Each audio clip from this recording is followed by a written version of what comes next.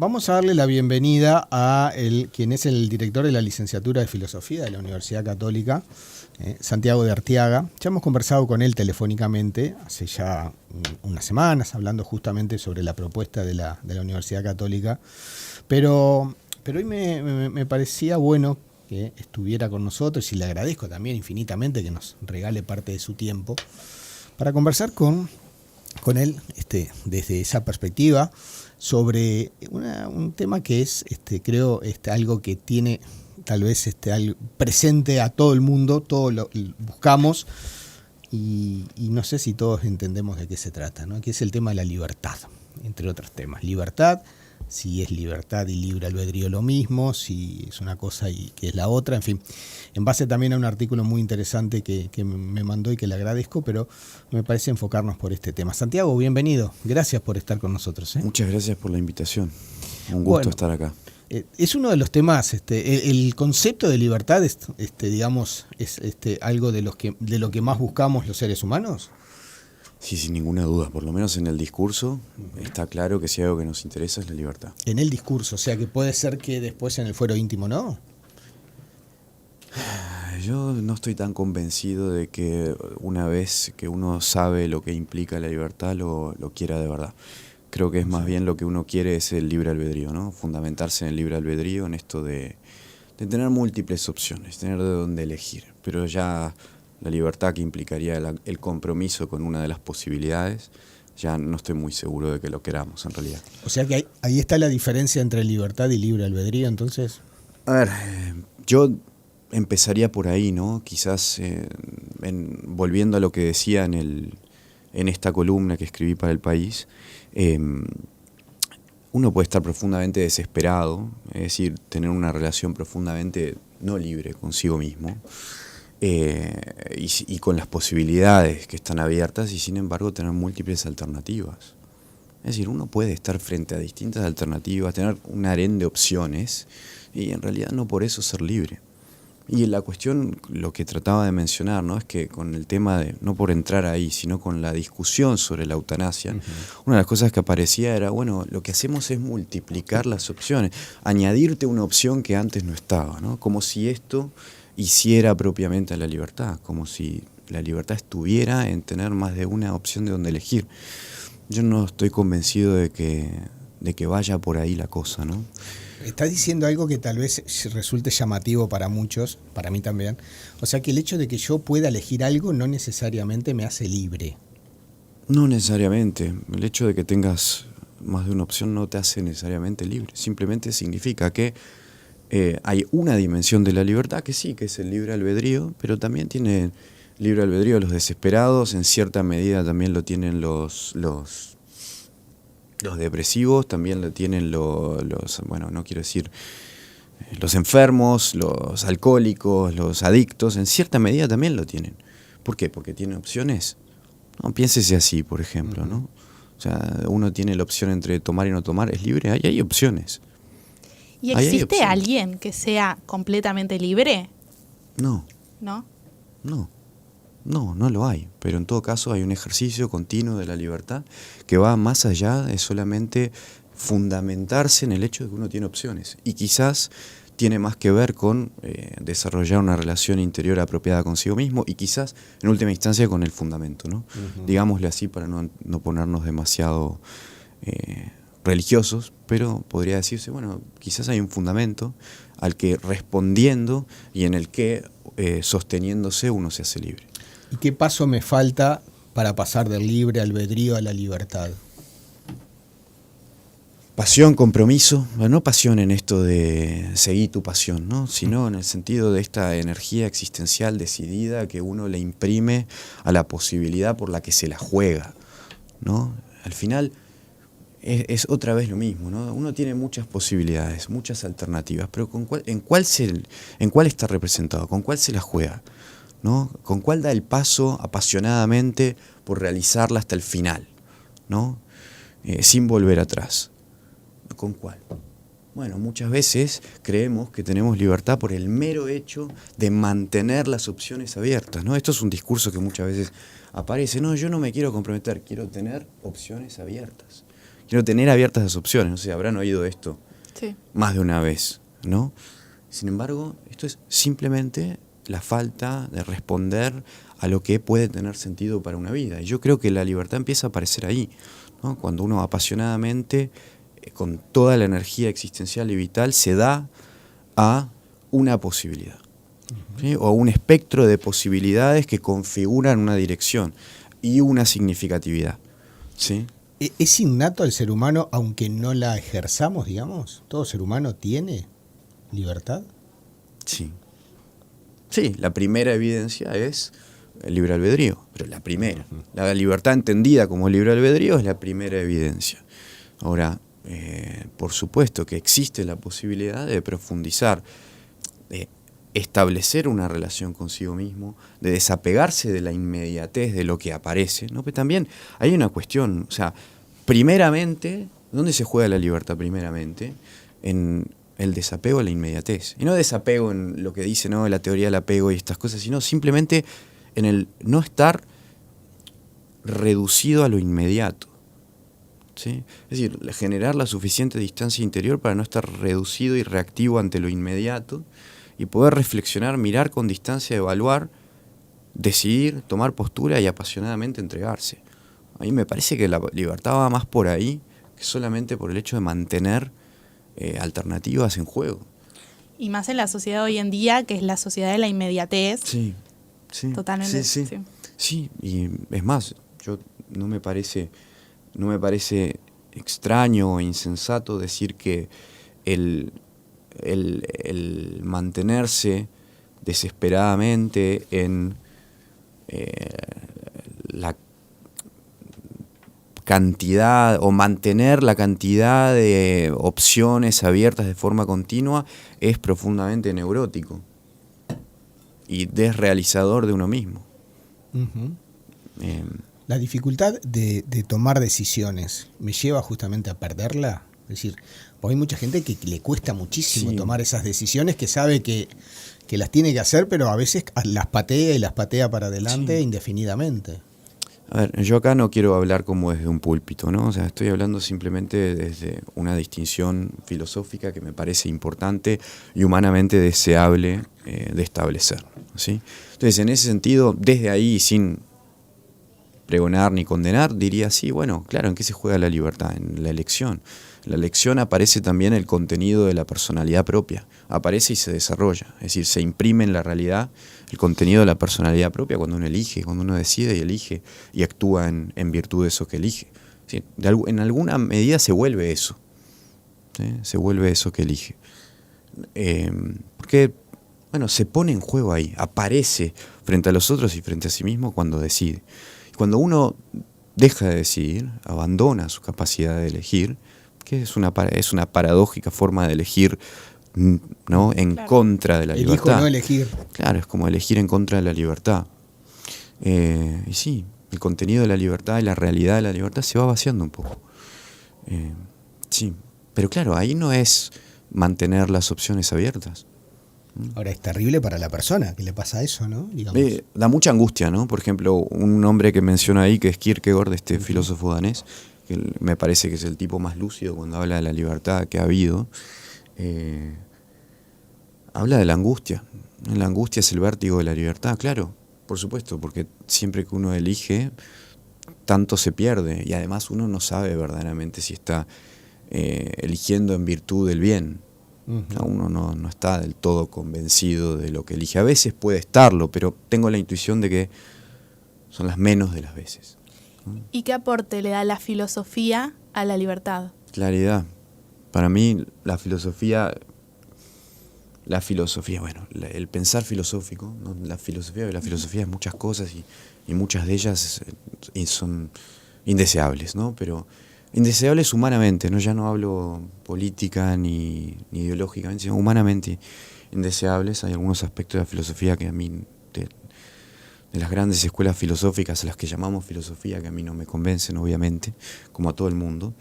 Pero la filosofía como ejercicio del pensar, me parece que justamente va ahí a ese lugar de generar libertad interior, porque uno reflexiona, se pone en distintos lugares, es capaz de evaluar, mirar desde la distancia y después tomar postura, ¿no? Y siempre, al menos esto quizás suena un poco conservador, pero en virtud de la verdad, ¿no? O en atención a la verdad. Y a mí me parece que la filosofía es distinto de todo lo demás en cuanto a forma específica o propia de pensar. Uh-huh. ¿Sí? Podría llamarse una especie de movimiento interior de la libertad, el pensar filosófico. ¿Está en crisis el pensar? No, yo... ¿cómo decirte? No me gusta hacer como esas aseveraciones tan decisivas, porque está en crisis como siempre lo estuvo, por tanto no está en crisis, simplemente es la propagación. ¿No se piensa menos?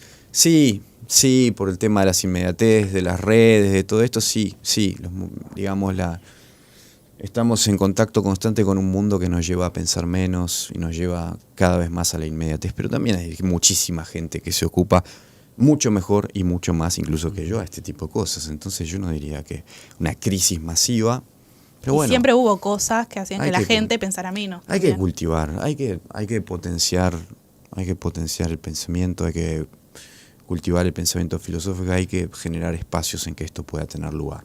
Entonces, algo que sí me parece deseable. Sí. Me quedé pensando en algo que dijiste hace un ratito, de que digamos que para ejercer la libertad tenés que pasar primero por un conocimiento propio, ¿no? Algo de eso, es decir, para yo tomar ese camino de ser libre y de decidir, sí, me tengo que conocer. Sí.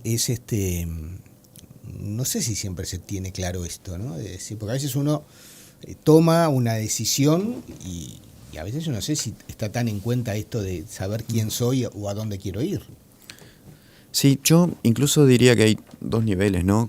Conocerme en términos personales, directos, como yo, individuo singular, pero también en términos de lo que es específicamente humano, ¿no? Hay veces que quizá por algunos reduccionismos que están a la orden del día, yo qué sé, reduccionismo de tipo sociologista, psicologista, a veces nos olvidamos de lo que es específicamente humano, y en esa imagen que reductivamente pretende dar el panorama total de lo que es ser humano, se pierde también la posibilidad de la libertad de los individuos concretos, ¿no? Porque responden al final a esta imagen epocal, ¿sí? Que nos dicen, bueno, qué somos y qué está en juego en eso que supuestamente somos. Entonces, a veces lo que hay que hacer es, bueno, es un problema de antropología, ¿no? El error en la concepción de la libertad. Entonces, nos olvidamos de lo que es específicamente humano. Y bueno, eso es algo que sí considero que a veces hay que reconsiderar, sobre todo en esta época. En estos tiempos de muchísima psicología, más bien de psicologismos, de psicologías psicologistas, reductivas a lo meramente psicológico. Le vendría bien ahí un poquito de filosofía que se pregunte por lo más fundamental del ser humano, lo específico, es decir, distinto de todo lo demás. Bien. ¿Y qué es lo más elemental del ser humano?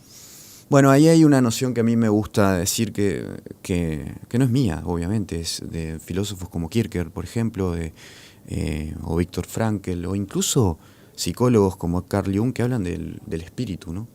Que muchas veces se entiende como una especie de recurso a la religión. No tiene por qué ser así, quizás en última instancia, en sus últimas consecuencias aparecería, ¿no? Pero pensándolo propiamente tal, es bueno, la apertura originaria del ser humano a convivir con todo lo otro. Es decir, no está reducido a un sistema, es decir, no está reducido al mero ambiente, sino una apertura originaria constitutiva en la que también surgen aspectos propios como la conciencia, la libertad, la responsabilidad, la capacidad de relacionarse consigo mismo, ¿no? Y ahí aparece también esta cuestión del autoconocimiento. Ahora, el autoconocimiento es decisivo, me parece, pero no es la última palabra. Muchas veces está esta idea de suficiente con conocerte a ti mismo, ¿no? Conócete a ti mismo, sí. Bien, está muy bien. Es el imperativo socrático, conócete a ti mismo, ¿no? O es el imperativo de la terapia, ¿no? Conócete a ti mismo. Bueno, pero está bien, pero después hay que decidir, y esto es la idea kierkegaardiana, ¿no? Hay que decidir con pasión por algo que me realiza, que me pone en acto.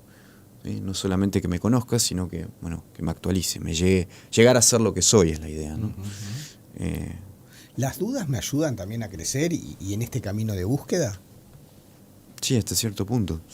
Pero claro, la duda es la duda que no tiene un alto es la desesperación del pensar, ¿no? Uh-huh. Es el pensar desesperado que sigue continuamente dudando y nunca se puede asentar en ningún lado para decidir y moverse.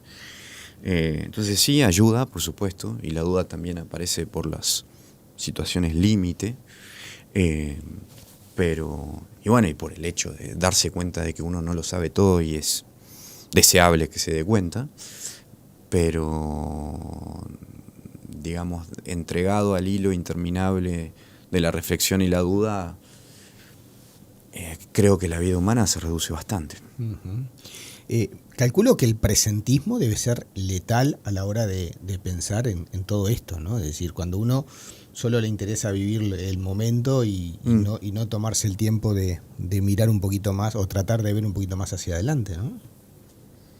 Sí. Que además es muy común, sí, me parece, en nuestra época. Es el discurso un poco, ¿cómo decirlo?, provisional frente a la vida, ¿no? Como esto de, bueno, solamente hay el presente, vivamos el presente y hagamos lo que podamos con lo que hay ahora, porque mañana evidentemente todo se va a acabar. Pero claro, la dimensión del futuro es fundamental para la vida humana.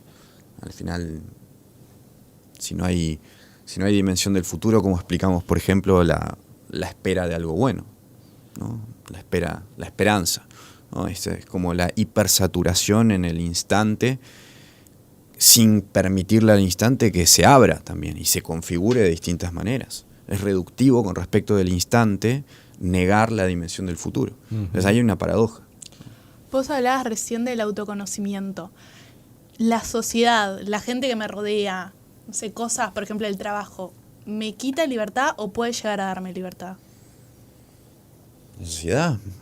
La sociedad, bueno, en cierta medida me la quita, me la posibilita, me la estructura, depende un poco, ¿no? En algunos aspectos sí te la quita, en algunos aspectos sí te la reduce, y en algunos aspectos es simplemente esto de libertad situada. ¿Es dónde funciona la libertad? Bueno, también funciona ahí con los otros. Funciona también en las grandes estructuras de otros que llamamos sociedades. Entonces, sí, te la limita, te la quita, pero también es el lugar donde funciona, ¿no? Yo esta idea medio reductiva de que la sociedad me quita, el otro me quita, no sé, no me hace mucho sentido, por lo menos no completamente. Y después el trabajo, sí, en ciertos aspectos te la quita también. Por supuesto, tenés que darle tu energía vital y reducirte en buena medida durante gran parte de tu vida al trabajo. Dar tu tiempo. Sí. Dar tu tiempo, que al final la vida está hecha a tiempo, ¿no? Por supuesto que te va quitando un poco de libertad, lo cual no significa que toda relación con el trabajo tenga que ser desesperada, es decir, no libre.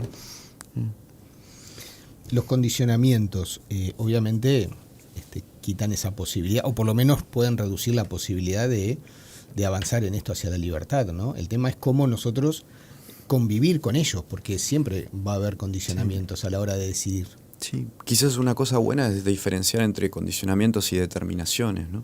Uh-huh. Las determinaciones, al menos en general, se entienden como algo un poco más inamovible, ¿no? Del carácter de la necesidad, de aquello que no puede ser de otra manera, ¿no? Y quizás las condiciones, bueno, son más abiertas, son más maleables, ¿no? Es decir, Hannah Arendt, por ejemplo, habla de la condición humana y dice todo aquello con lo cual el hombre, el ser humano entra en contacto, se vuelve condición para su vida, ¿no? Que no es lo mismo que las determinaciones propias de la naturaleza humana, así que no pueden ser de otra manera. Uh-huh. Pero bueno, las condiciones, sí, las condiciones también se van resignificando, sostienen y se resignifican en contacto precisamente con los actos libres de los hombres, seres humanos, perdón.